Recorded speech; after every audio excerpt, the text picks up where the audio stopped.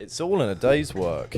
Welcome to another episode of the Patreon. Welcome to another episode of the Patreon. Last night, I gigged. I've been gigging a lot more recently, and I've been trying to do shitter gigs, so like open mics, because there's been less gigs about, but all the gigs that I've been able to find have been like bigger gigs. So to try and like start new stuff from scratch has been tough, because you need to look for places where you can like try out terrible new ideas in safety. So I want to do it. I want to go back to like shitty open mics. So I've been applying everywhere. And the gig I did last night, I thought was going to be one of them. So I thought it's going to be just open micers who are trying out for the first time a couple of times, and I can just go and do like 10 minutes of new stuff where it's a completely safe place to try out new shitty ideas. And then I get there, Double Bubble Comedy, which is a great night, and it's all open micers, but it's a competition. Everyone's doing 5 minutes, and it's you go up and you do 5 minutes, and there's what does the winner get? There's a green card and a red card, and if you like them, you put up a green card, and if you don't like them, you put a red card, which is like brutal. I put up green. I put green cards for everyone, because it's like, I'm a comedian. I'm not gonna. Good lord, you can't be an act. And they expect it. It's a bringer, so half the audience is acts and half the audience is the people they brought. So there's only, if you're a comedian, implying that someone will be ready to be like, actually, I didn't like that at all. It's like, you have to gig with these people. Yeah, that would be. Did any comedians do a red card? I don't think so. I would have been watching them like a hawk. Yeah.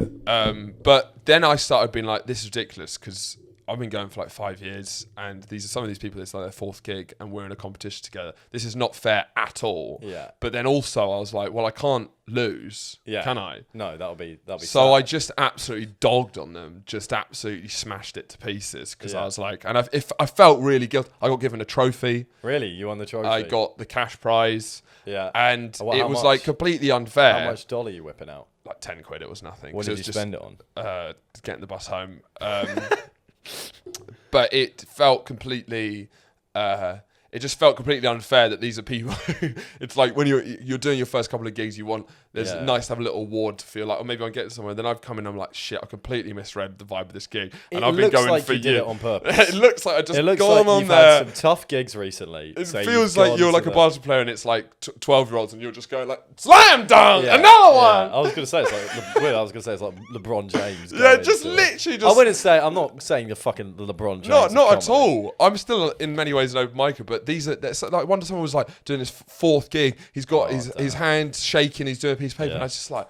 But then also, I'm not gonna risk losing to these people because you've made it a competition. Well, you're not gonna go out and not smash it. What's the other option? Just going out and. Well, I could have just done really balls to the walls new material, but I don't think.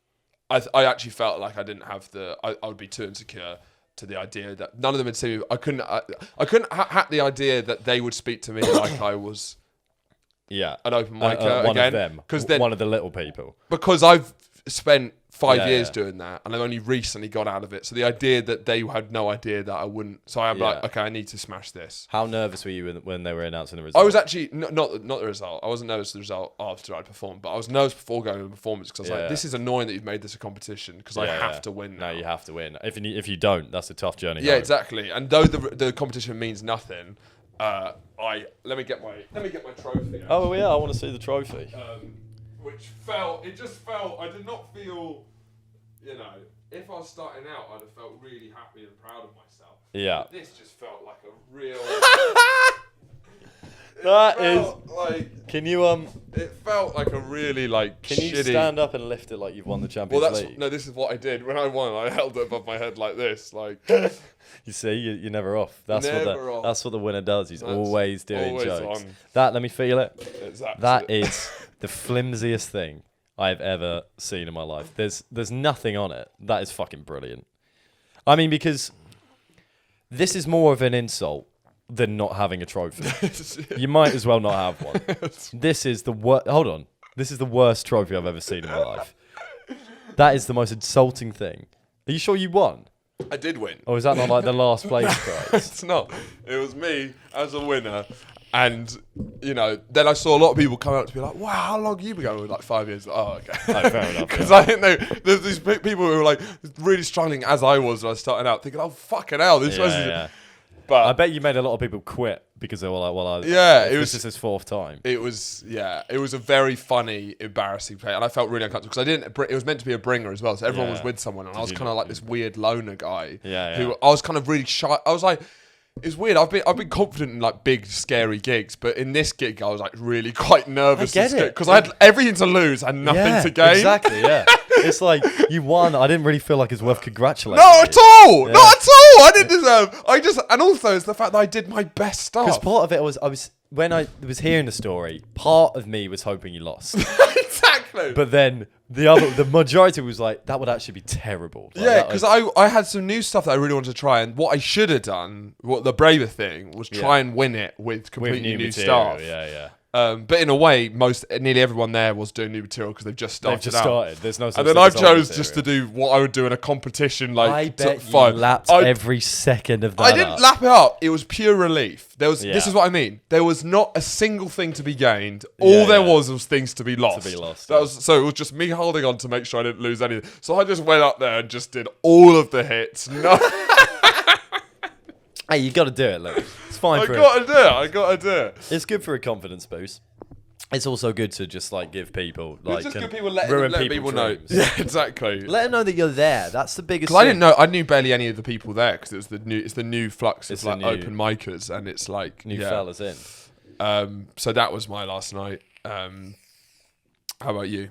How about me? Well, you just got drunk. Well, I just got drunk and I went to the drum studio. Oh yeah, how is it doing the drum studio? Yeah, it's great. It's fantastic. It's the best thing ever, really. It's expensive. It is. It's £50 a month.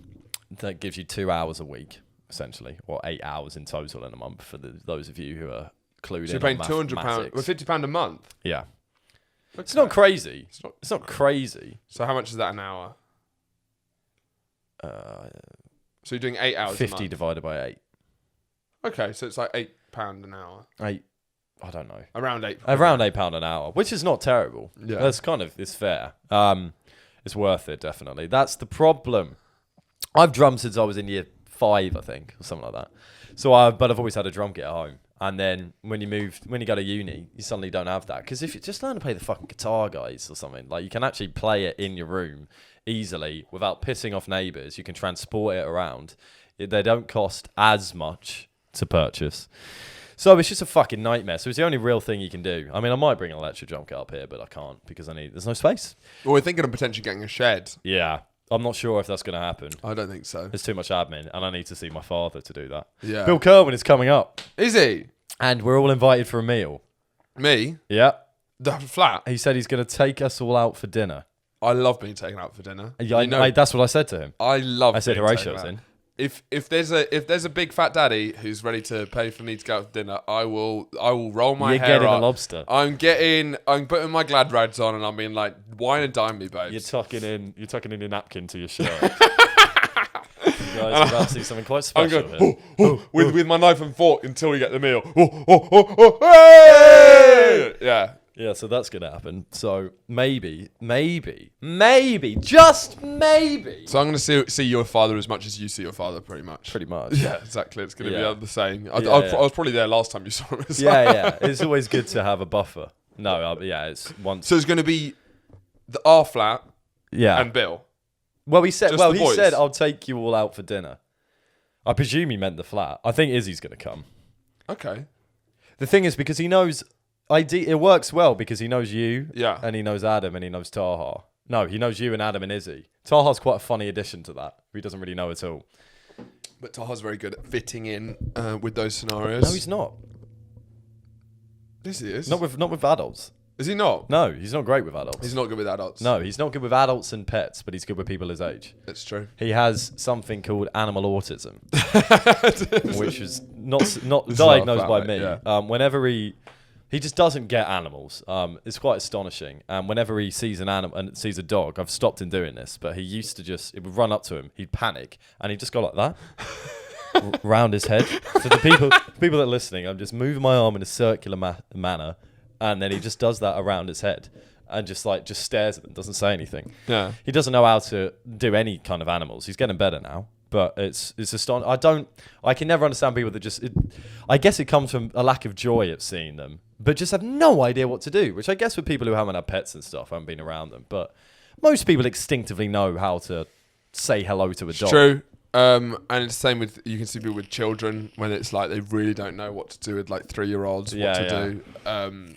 But yeah, there was always people I've always been weirdly comfortable around adults ever since I was a boy, a young lad. Yeah. But it is funny, there's some people who'll just be loudmouths, but as soon as it comes to adults, just shut the heck up. Shut the heck up Because they panic and they think that they're passing some sort of different judgment on them because of their life years. Mm-hmm. And you know what? More power to them. More power hecking to them. I am a big fan of animals, but I hadn't yet got into lizards and such. Okay, that genre. That genre. Yeah. That taste, that flavour. But because you've got dogs and cats is just tier 1. Tier 1. Then you start moving. You might move to goats and sheep, perhaps. No, that's way down. It's then like hamsters and gerbils, I assume. Yeah. Then it's the lizards, Scaly snakes, turtles, tortoise. Well, turtles, you gotta love. Not turtles, tortoise. Porpoises. If you've got a turtle, that's weird because you have to have a big tank. Our friend Nella Recca had a porpoise, 2 porpoise. Apologies, Yeah. 2 porpoise, and one called Speedy and something. Speedy was very quick on his heels, as you can imagine with the name. Hence the name. He ran away. This was maybe 3 years ago. Speedy ran away. What do you expect? What do you expect? He's got places to be and he's in a hurry. Yeah. However, that was 3 years ago. Last week, a porpoise arrived at her house, arrived at her in her garden, and came up to the door. And then Nella was in shock, and then opened the door, and the porpoise just came in like it was home. It has to be Speedy. Do you think it's Speedy? Is it porpoise? It's like a turtle, like a tortoise, but a bit terrapin. Terrapin. Yeah. Yeah. I think a porpoise is maybe like an otter. Yeah. So terrapin. A terrapin. That's exactly what it was. I mean, that is an extraordinary story. It's extraordinary. That is a Good Morning Britain. Good morning. 10-minute segment. It really is. Feel good. You get 20 out of that. 25. 23. Fuck. You get Piers Morgan having a hot take saying Absolutely. It's not that special. He'll find a problem with it. Yeah, that's how big a story it is. We see terrapins every day in this country. Do you think it's Speedy? That's an extraordinary story. It has to be Speedy. It doesn't have to be Speedy because it's almost... Who else would it be? And it's more mental, a random terrapin turning up, but that's actually less mental than the idea that a terrapin managed to live in the wild for 3 years. And then just made its way home. It's like I think another lost terrapin. But how many terrapins have you seen? It's very rare, both scenarios. Both scenarios are incredibly improbable, but it's nigh on impossible. So adding... Because my reaction is it has to be Speedy. You can't... How's a terrapin? They're fucking idiots. They don't have a lot of... He's quick on his feet. He's quick on his feet. He's for quick on his 3 feet. years on the run. 3 years? Now... I like the idea that he fell into a cargo ship and it was sort of like a Disney film style thing of him trying to Madagascar. make it like Madagascar, yeah. Well, the thing is, if you look, she's got a video of it, and he walks into this house like he owns the joint. He looks comfortable. That's an extraordinary story. It's really extraordinary. He looks comfortable as heck, and he just walks straight. Like Nella opens the door. That is a terrapins don't rarely look uncomfortable though. They don't. I think that the opposite is true. I think they always look uncomfortable. I think you need to look at a terrapin, and if you just Google image terrapin, and they don't look comfortable. He walks straight fucking into that house, like he's always been there. Now, I think it has to be Speedy, because I'm not sure how many lost terrapins there are out there. In Nella's area... Surely she knows. How well would you know a terrapin that's been gone for 3 years? There must be some sort of... There's differentiations of the shell, of the skin, that will clearly make sure... I would be able to identify my own terrapin. Easily. That is the boldest claim you have ever made in your life. No, it's not. You'd be able to clearly... You can remember vaguely the size... There's lots of identifying factors. Every shell's different, and they're not changing the shell. It's been gone for 3 years. Yeah, you can still vaguely remember. I think that's astonishing. So what's Nella's thinking? She thinks it's Speedy. Does she? Yeah. Does she actually? Because she's call like... her? She won't answer. If she doesn't answer, that's fine. But, okay. Nella didn't respond. She didn't answer. To wrap things up, in the final leg of the show... Yeah. I think it's important that we discuss. Yes. Maffs.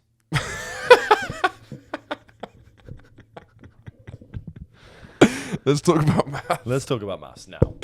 I found it funny when people used to call it maths.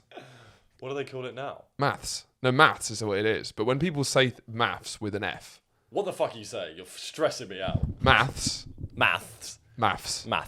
When people say, "Oh, you're gonna be late for maths?" Maths. When you say maths, Every you sound like a school fucking kid, idiot. You sound like an imbecile. And a lot of people do. So when people say free, 1, 2, 3. Oh, people don't do. People do it all the time, Andrew. They do it all the time. Who? At school, the amount of kids who would say free, or can I have free biscuits? Oh, shut up, mate. Was this when you were like 3 years old? No, it wasn't when I was 3 years old. 3 years old. No, there was lots of people. Sam Anyworth used to say free. Yeah, but he's mentally deranged. He's a fucking estate agent, for God's sake. Is it recording? Yeah, it is recording. Yeah, well, no, I just think... I remember that happening, but Free. I also remember we were young. Well, no, this is when I When was the last time someone said it to you? Is it a recent issue? it hasn't been in my adult life, but at school. There's been some people, I've noticed some people... How old at school? Way up till 16, 17, people saying free. Genuinely. Only men, though. Do you think people still do Only it and men. we've just disassociated people? Maybe, but only men would say free. And it But always... it's harder to I'd say often free than say... three. And when I'd get... It'd always be them asking for the dumbest shit as well. Yeah. Can I have free digestives? It's always shit like that. Yeah. Wait, so maths.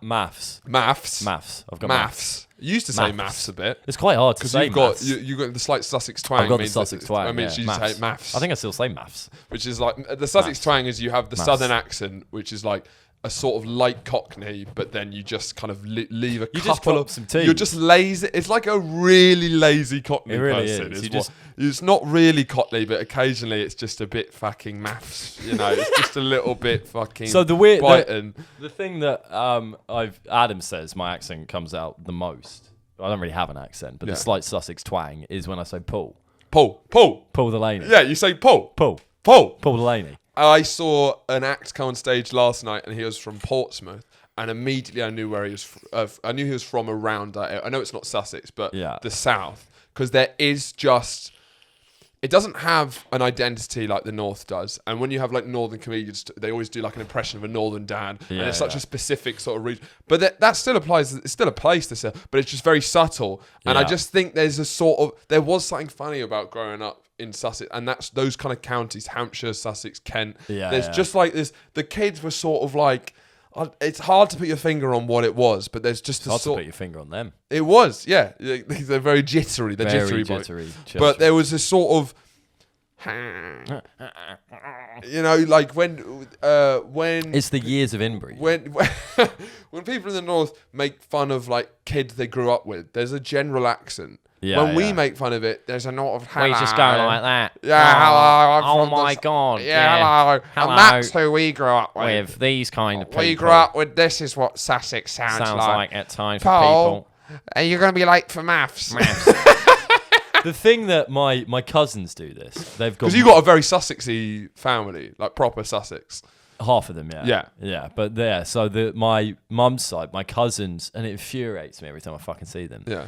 It's just dumb, man. So instead of saying can't, they say can't. Can't? Yeah, I can't do that. Can't. But not in like... Because that's sort of what really posh people say. You can't.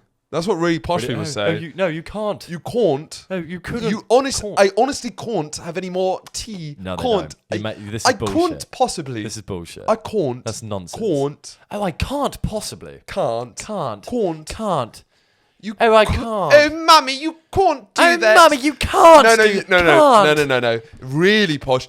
Oh, mummy, you can't possibly do that. Nonsense. Yes, they speak Fucking so nonsense. like this. You can't just do an can't. accent and say that that's what's happening. Mummy, you can't do This that. is fucking drivel. Mummy, you can't do This that. is fucking nonsense. No, that's BBC. I've never heard in more the 30s. shite come out of your mouth than that. Yes, you have. BBC World. This is the BBC World Service, and I must say that you can't possibly You listen. nearly said cannot then. No, you can't. Yeah. That's South African. You can't possibly. No, that's almost Indian there. And this is the BBC. Unfortunately, we can't show you this program. We can't show you. You know mine sounds more normal.